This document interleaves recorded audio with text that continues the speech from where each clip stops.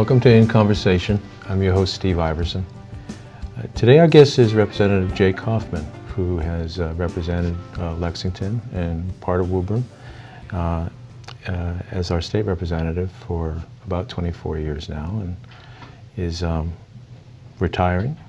We're going to talk to him about his career, what he's accomplished, and what he sees as priorities as he leaves and is replaced by whoever replaces him, who is almost certainly Michelle Socolo, who recently won the Democratic primary here. So thank you for coming on, Jay. Pleasure to be here. Thank you. Nice to meet you, too. Thank you for having me. You bet. It's a good opportunity to reflect a little bit. Yeah, we all need to do that now and then. Right. Especially after 24 years. Right. Let me first ask you a really basic question, which I like to do now and then because sometimes we skip over them. And there's a lot of things that I don't know about local politics, frankly. What does the state representative do? Well, the state legislature is the body that makes rules and laws dealing with everything from environmental protection to voting rights to healthcare to schools and public education, roads, bridges, public transportation, an enormously wide swath of critical public policy issues. These are all issues that we normally associate with the federal government. So one of the things that distinguishes us is we don't do foreign relations. So that's simply in the purview of the U.S. Congress and the President. All the other areas we grapple with all the time, and there is, under our federal system, a certain amount of tension between state and federal jurisdiction. So we try to figure that out at the same time. And I think that's an ongoing negotiation, the balance between state and federal powers, depending on what part of the country you're in and the era. Who's in office. That has changed over time. Yeah. I think one of the things that certainly I'm noticing is that the balance of power has shifted more and more to Washington and less to the states. And in parallel fashion, the balance of power shifted more and more to the chief executive and less to the legislature. So the president now is assuming powers that the founders would be appalled to see him assuming. And it's too simple to simply blame the president, because on some level he's stepping in, and his predecessors as well. This is not about Donald Trump. They're stepping into a vacuum that Congress has created by not really living up to their responsibilities. So I think we may be at an interesting crossroads in terms of American history and sort of rebalancing the weight of the various branches of government. We'll see. Very good. Well, thank you. And so what have you been up to for 24 years as our representative? What have been the big issues? What have you put a lot of work and energy into? What have your pet priorities been? Yeah, a couple of ways to answer it, and I'll try to keep them straight. Okay. Okay. I think my number one, I don't know if it's my number one priority so much as the one thing that gives me the greatest satisfaction, and I think is also the greatest challenge, is this monthly public policy forum, the series that I've been doing for the entire time I've been in office. Open House. Open House. I am very proud of it. Yeah. Very grateful for all the people who've helped make it happen along the way. Mm-hmm. But it's been a way to sort of engage myself as well as the constituency in trying to confront and understand some of the tough issues that are in front of us. Mm. And I think that's been a really useful way to encourage public conversation, informed engagement, and from an entirely selfish point of view, it's forced me it's forced me to think about, okay, what are the issues? How do you frame a question such that you can have a reasonable conversation about it in an hour or maybe an hour and a half? And who do you bring into the conversation to help seed it? Right. So that there's some expertise and experience in the room, not just all of us talking off the tops of our head. Right. So it's imposed some discipline on me, which I found extraordinarily helpful. And I'm just enormously grateful to Lex Media for giving me the opportunity to do that. So They- that's they the first cover thing all that of comes them. to mind. Yeah. And they're extremely popular. Well, needless to say, I like that. It's interesting. I did not anticipate this 24 years ago, but when it was first suggested to me as a medium for me, it was in part because I'd spent most of my adult life in higher education doing seminars. Oh. So this seemed like, why not do a public seminar? Yeah. So I leapt at the opportunity. What I did not anticipate was how important that was going to be as a community service, I see. and how it was going to be well received, and how people actually wanted to come on and talk about issues, Yeah. and then come and listen to them and, Yeah. and engage in the conversation. So its value was much greater than I could have imagined. So that's the first thing that comes to mind. And, forgive me, how often have you been doing the open houses? Every month. Every month. Every month. So we're coming up on 240 of these. I think Wow. it'll be at about 240 when I leave office at the end of this calendar year. That's quite an achievement in itself. So I'm very, very proud of it, and very honored to have been able to do it, and Yeah. grateful to Lex Media for Yeah. making it happen. The a couple of other things come to mind. The main focus of my life at the State House over the last few years has been on tax policy, Okay. because I was named chairman of the Revenue Committee, the Tax Committee. Mm-hmm. I asked for that responsibility because for the first 14 or so years there, a lot of what I tried to push wound up in the dead letter office because there was no money for it. Okay. That was always the response. Love to do it, no money. Okay. I just didn't buy that. Hmm. It felt to me like there was something deeper than that as an answer that we needed to look for. Hmm. And the instinct was that we have enough money, we just aren't spending it in the ways that we should, Right. or we aren't raising it in the ways that we should. And it turns out that the latter is more true than the former. Okay. Over the last years, we've really scoured the budgets pretty thoroughly, and I'm not saying there's no waste, fraud, and abuse. There always is. But it's in the marginal department. The bigger truth that manifested itself over the years was that our tax system is just fundamentally flawed and regressive. So the wealthier you are, the lower the share of your household income that goes to state and local taxes.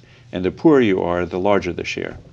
That's the inverse of what we think of as fair, and certainly nothing remotely close to a progressive tax system, which I think most of us think, not all of us, but most of us think is the right way to go to fund essential services. In particular, So- in this area, that's a popular view.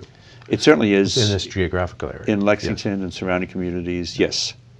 There are pockets in the state, and there are people who represent those pockets who would have a different argument to make with you, Right. and a different argument than they make with me. But we were slated to have the so-called Fair Share Amendment to the Constitution, which would have imposed a new tax on income over $1 million a year. That was destined to succeed and was polling at about a 70% rate. So it tells you 7 out of 10 Massachusetts residents think that that's a fair way to raise money and to provide the resources that we don't now have. Mm-hmm. So without getting into the details of fair share and all the rest, my focus has been on tax policy, almost monomaniacally Okay. on tax policy. And that- that particular item, correct me if I'm wrong, didn't get anywhere because of a court decision, is that correct? Yeah, it was challenged, and the Supreme Judicial Court, the SJC, held a hearing on it in February. I knew sitting in on that hearing that we were destined to fail, not because the arguments were so good, but because Governor Baker over the last few years has appointed 5 of the 7 justices on the court, much more conservative than the court had ever been. Well, I don't know about ever, but had been in recent memory at Sure. least. And the arguments that were made were ones that were made to appeal to those justices.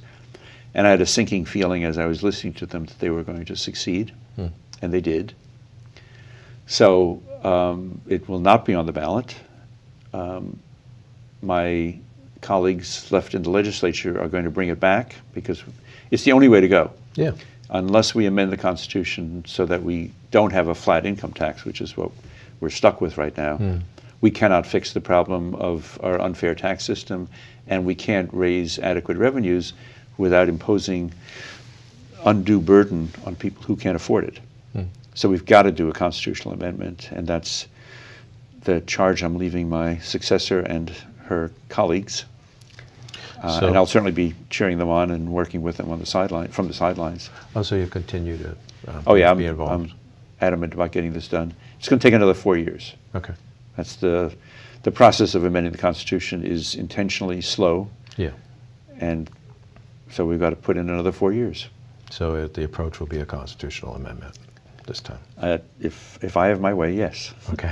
All right. And I think anything short of that I would criticize as being half-hearted and inadequate. Could be reversed if it's something short of a constitutional change. Well, also, we've enumerated all the things you can do without a constitutional amendment. They don't produce enough revenue, and B, they don't adequately fix the unfairness in the tax system. Right. And all of them would amount to a middle-class tax increase, which fair share would not. And a middle-class tax increase is really bad politics, and even worse economics. Yeah. So there's no fix other than a constitutional amendment. Okay. So open house and tax policy. Anything else that's been a big priority for you? Certainly, environmental protection has been. Sure. Given my life before I entered the legislature, I was involved in environmental education, so I see. that has been... You taught that subject? Or? Yes. Okay. That has been a major source of inspiration as well as perspiration. Right. The first major bill that I managed to help get passed was what's called the Rivers Protection Act, which was designed to protect the areas around rivers so as to protect the rivers. Yeah. So that's been a major focus. The other thing is public education, which I think is probably job number one for the state. We talk a good game about having a great education system in Massachusetts. Right. And by many standards, it is great. And Lexington certainly is very good. Among the best. Among the best. That said, a lot of what passes for education policy these days as popular education policy doesn't really move the needle on student performance. Okay. So the OECD has, for the last 10 or so years, sponsored what's called the PISA study. I'm not even sure what PISA stands for, quite frankly. And what does OECD stand for? It's the Organization of Economic and Community Development. It's an international organization. Thanks. And they have compared school systems around the country, not around the country, but around the world. Okay. And ranked them in terms of student outcomes. We are somewhere way down in the middle of the pack. Norway and Singapore. There are other countries. Yeah, the United States. The U.S. And all the countries that are ahead of us have noticed that the only thing that actually impacts student outcomes is the professionalization of the teacher corps. If you have good teachers, you have good students. It's really that simple. Okay. And in the countries that are more successful with their students, the teachers are better paid. There's professional development for them. There's a career ladder.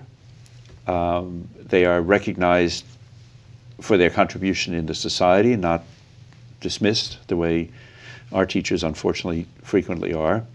Yep. They're encouraged to be creative and innovative. They don't teach the test, so standardized testing, zero outcome in terms of student performance. Okay. Small class size, next to zero outcome. All the things, and charter schools, absolutely zero outcome. All the things that we've been debating and fighting about don't really, at the end of the day, improve student performance. Including a small class size, you say. That one is the only one that has a marginal impact, Okay. but a great teacher in a big classroom is fine. Okay. Again, judging by the results internationally. So we've been having the wrong debate in this country. And I can't say I've gotten very far in the Massachusetts legislature at changing the debate. That's a work in progress that I will leave to Michelle and others. Okay. Well, you know, public policy is not always based on the latest, best research. It's often based on people's gut feelings. I went through school. I know a lot of other people went through school. So I guess my ideas about education are pretty good, and here they are. That's pretty common. Well, the other part that comes to mind is I just before leaving home to come over here, I was reading an email from a friend of mine who sent along a video. The North Carolina legislature, North Carolina is about to confront Hurricane Florence. Right. It's going to have devastating impact, especially along the coastline. The legislature some years ago, and this is within recent memory, 5 or 6 years ago, passed a law that said state policy cannot be based on the science of global warming. I saw a headline about that. I mean, it's like, if you don't want to know it, just stick your head in the sand and pretend it doesn't exist. Isn't that something? So I guess that's an extreme version of what, on some level, all of us do. You know, if stuff is disquieting or uncomfortable or changes the way we do business as usual, we don't leap at it. Right. So changing the conversation on public education in Massachusetts or in this country is going to be one hell of a tough challenge. Yeah. And I think that same phenomenon is true of so many specialized topics. And it's partly the result of, I think, us learning so much about so many things so quickly that there's just so much to know for an average person who's trying to figure out the world and who to vote for and what to support. That, by the way, is probably challenge number one for legislators. Oh, Because we're supposed to be experts on everything. insurance law and global warming and education policy. Ain't going to happen. Yeah. None of us can master all of that. Yeah. And a well-functioning legislature, you know who to turn to for the expertise that you yourself don't have. I mean, Okay. it's really more of a communal sport than an individual sport. Good. And there are a lot of people with a lot of talent and a lot of background and experience that I've had the honor of working with. So it's definitely not about me or any one me. It is a group thing, a legislature. That's in the design. Right. Anything else big? We mentioned tax policy and environment, education, Schools. open house. Anything else that just was a big focus of your 24 years? Then there must have been many smaller focuses along the way. There were, and I probably should have thought about this in anticipation of this interview. Well- but there are undoubtedly others, but not springing to mind at the moment. That's okay. That's all right. I know that feeling. We'll see what happens Sometimes in the I next don't. little while. Sometimes Something I will don't. pop into my head, right? Sometimes I don't know the next question to ask. You just hope for the best.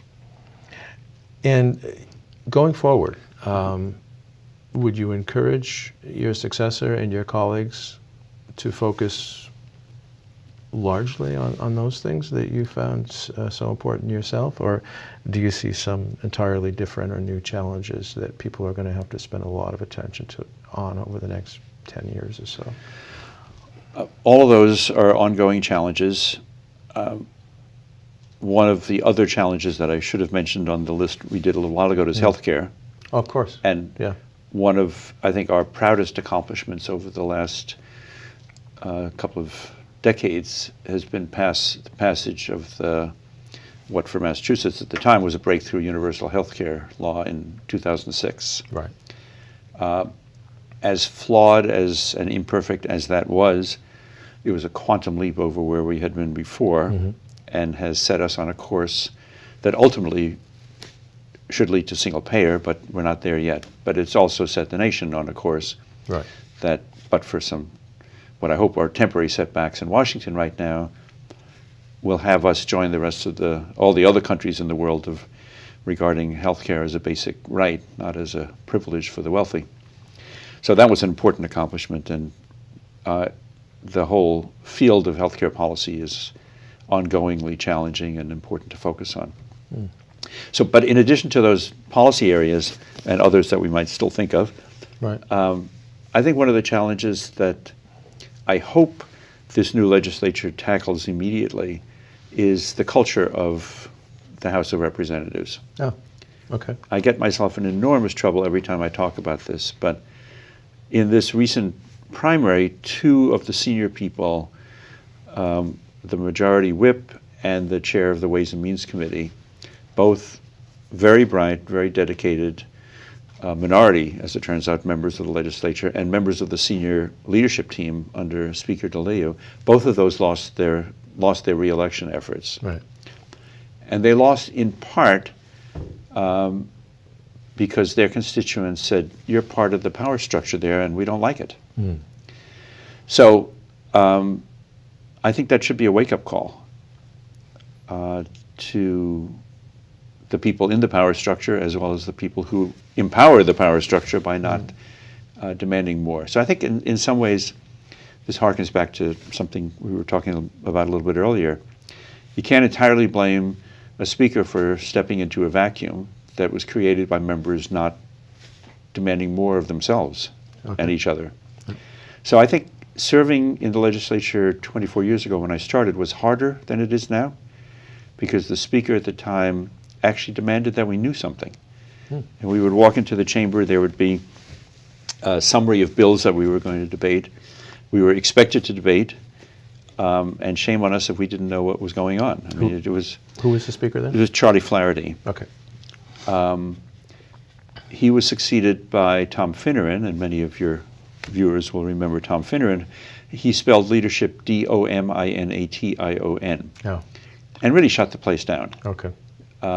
If democracy were meant to be balanced on the back of somebody really bright, you couldn't do any better than Tom Finneran. He was absolutely a very bright guy and a passionate public servant. But he thought he had the market on wisdom cornered. In any event, he insisted on having all the power, and that disempowered everybody else. And that's, again, that's not what John Adams had in mind. Right. And so I think over time, people have gotten used to not, just essentially not standing up to the speaker, not contributing in ways that they might, because it wasn't appreciated, and in fact was anything but appreciated. It was rewarded with punishment. So I think that needs to be blown up. And again, it's going to be a challenge. It's going to be perceived as a challenge to the speaker, and so be it. I regard it more as a challenge to the status quo and the culture, but it is a challenge. So is it still like that now, that certain issues, certain debates might not require a whole lot in the way of informed comment from the legislators there? Yeah, I think, the two things that have happened, I think, are we've gotten out of the habit of vigorous debate. So major policy issues get decided with virtually no debate, and everybody kind of plays follow the leader with the speaker's vote. He'll vote first, and everybody will vote accordingly. That's easy, but not democracy. So that's one problem. The other problem is that the press has kind of fallen down on the job. I don't think the general public knows about the culture on Beacon Hill. We all suspect it, and there's all sorts of undercurrents about it. But we should be called to task regularly by an active media. Which has itself Hasn't fallen on happened. hard times. Absolutely. The advent of the internet has moved advertising there, and local media, newspapers Right. have suffered. The Boston Globe is thinner than it used to be, has less staff. No, and I remember the State House News Bureau and the Boston Globe and the Herald, They had many more people wandering those halls then than they do now. And all the TV stations, Right. same thing. Right. Most of them no longer have a reporter or journalist dedicated to the State House. So stuff happens episodically, but not consistently. And that's happening nationally and It's absolutely internationally as well. Right. I personally find that a bit scary. It's very scary. How are people going to be able to keep track of what's going on if there isn't a lot of reporting about it? You know, at the risk of sounding depressed or depressing, That's okay. I think the fact that we've sort of gotten out of the habit of being an informed and engaged electorate. I mean, half the people don't vote in a presidential election, and 85% don't vote in a local election. Yeah. So, shame on us. Yeah. So, in addition to and we don't teach civics in school anymore. By the way, a story about Parkland, if we can come back to it. But Oh, sure. the fact that this generation, and for a couple of generations now, we just sort of haven't gotten used to our responsibilities as citizens, is I think, a fundamental threat to democracy. Mm. And the other fundamental threat to democracy, well, the other two that scare the living daylights out of me, are the growing divide between the rich and poor. I think we are so divided along racial lines, to be sure, but also economic lines. Right.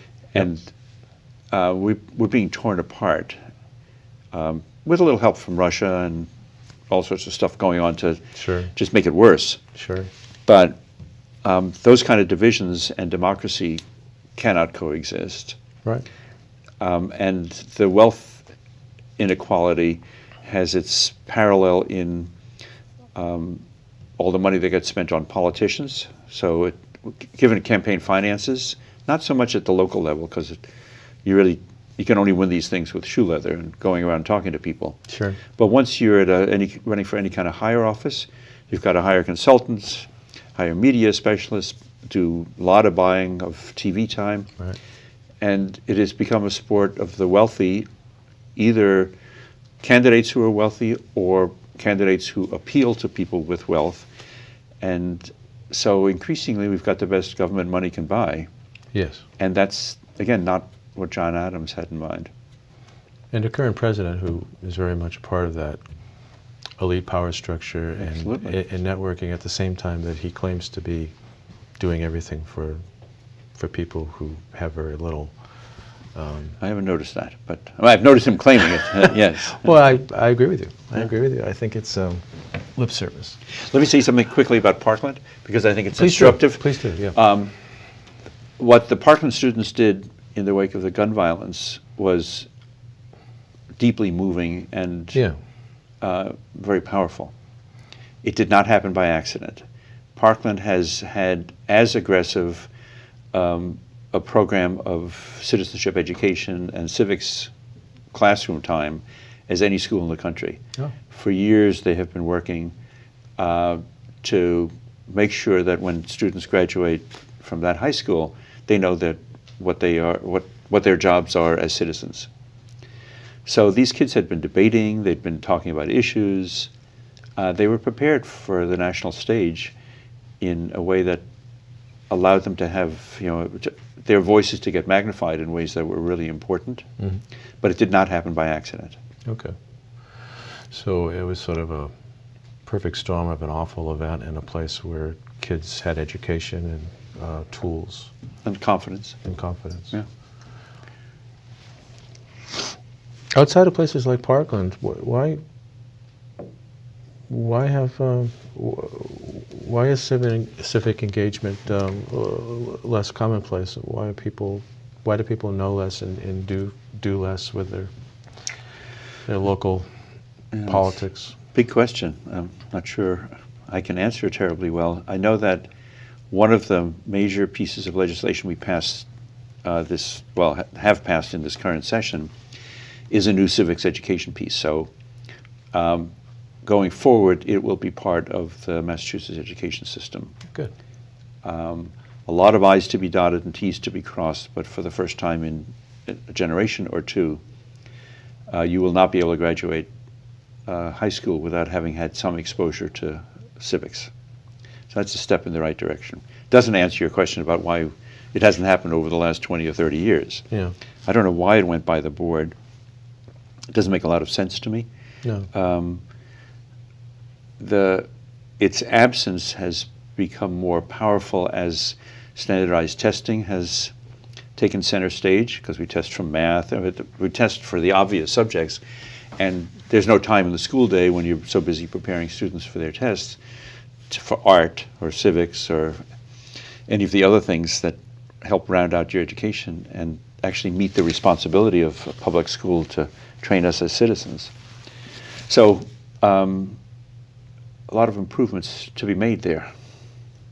A cynical person or a conspiracy-minded person, which I'm not, might suggest that the testing movement has taken away from the very things that might empower people and make them sort of threats to the existing political order. If you look at who's behind them, that doesn't take a cynic, it takes a realist. Okay. It's exactly right. Okay. And who's behind it? Well, moneyed interests. Sure. I mean, there's a concentration of power, there's a concentration of wealth, and dumbing down the masses serves them. Sure. So maybe we're both cynics, but I think we're both realists. Both it's a fine line. I have a friend who blames that whole thing on the Koch brothers. Among others, yes. I know it's bigger than that, but that's her favorite thing to blame it on. Yeah. We're getting close to the end here. You said you're going to stay involved once you retire. Are you going to do anything else? Are you going to spend more free time just doing things you haven't been able to do? Well, I announced that I was not running for re-election on November 16th to give the field a long time to take shape, and also because I knew I was done, and I felt like I was lying by withholding that. So I just needed. The advice was don't do it until much later because you're a lame duck. Okay. But I was tired of knowing something and not speaking it, so I'm glad I said it when I did. The next day I incorporated with 9 other leadership educators Beacon Leadership Collaborative, which is to be our new vehicle for doing leadership training for people who work in the public square. Oh. So community activists, town meeting members, boards of selectmen, school committee members, legislators, anybody that has a passion for making for better public decision making and better public policy. I guess I've noticed that over the years there's room for improvement. So we've had a lot of experience working with people in that in the leadership development phase arena, and we want to bring that to the public sector. So that's what we're going to do. Fantastic. Well, good luck. I've got to figure out marketing and fundraising, but it's what we're going to do.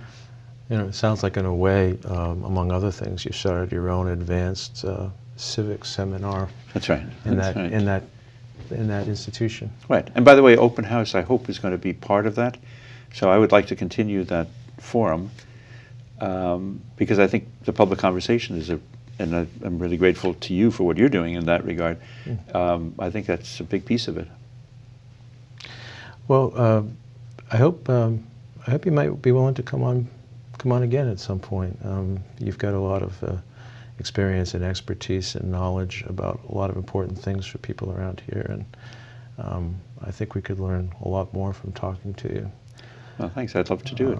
Fantastic. Well, I look forward to the invitation. Okay. And thanks for this one. Yeah, you bet. Okay. And I appreciate you taking it.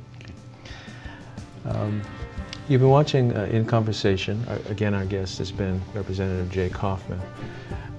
The show is directed and edited by Terry Samaras here at Lux Media. Thanks for watching.